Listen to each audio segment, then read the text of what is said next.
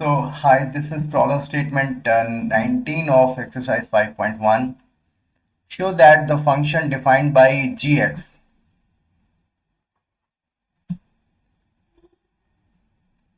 uh, gx x minus greatest integer function.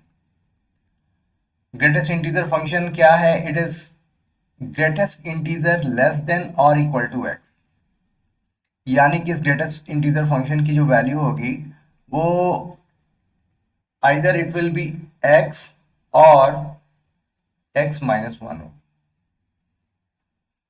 ठीक है, तो ऐसा करते हैं कि मान लिया कि x जो है इंटीजर है, तो इसका मतलब क्या हुआ कि x माइनस एक्स हुआ, यानी कि zero. If x is an integer,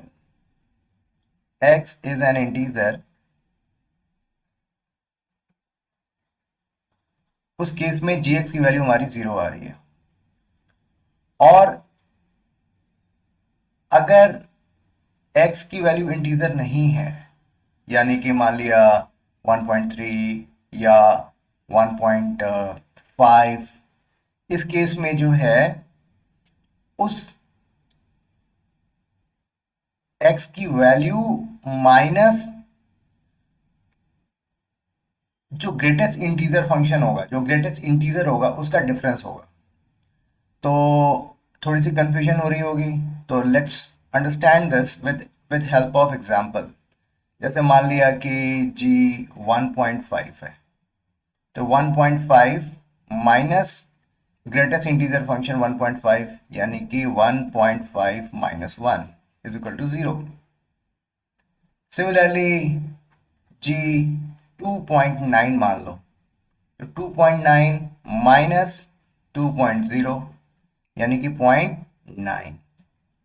लेकिन जैसे ही g 3.0 में लूंगा ना, 3.0, तो यहां पर क्या होगा? 3.0 minus 3.0, it comes out to be zero.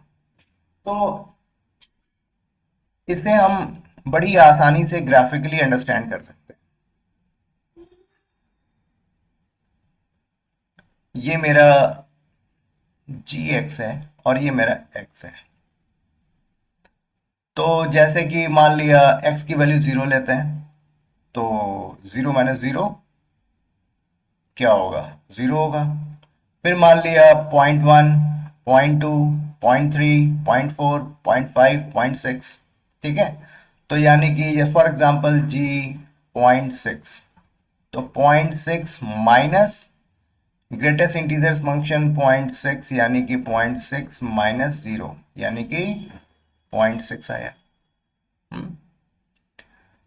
और g 0.9, तो इसकी वैल्यू क्या हो जाएगी? 0.9 हो जाएगी।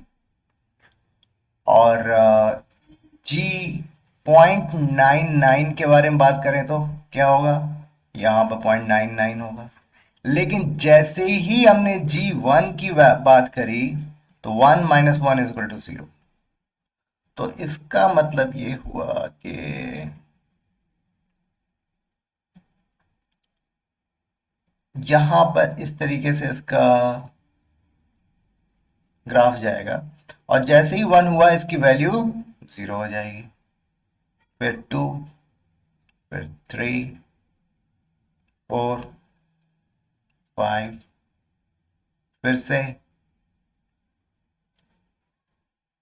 और जैसे ही टू हुआ जी, टू की वैल्यू क्या हो जाएगी? जीरो। इस तरीके से हमारा ग्राफ बनेगा। तो जैसे ही एक इंटीजर आता है, इसकी वैल्यू हमारी शिफ्ट हो जाती है।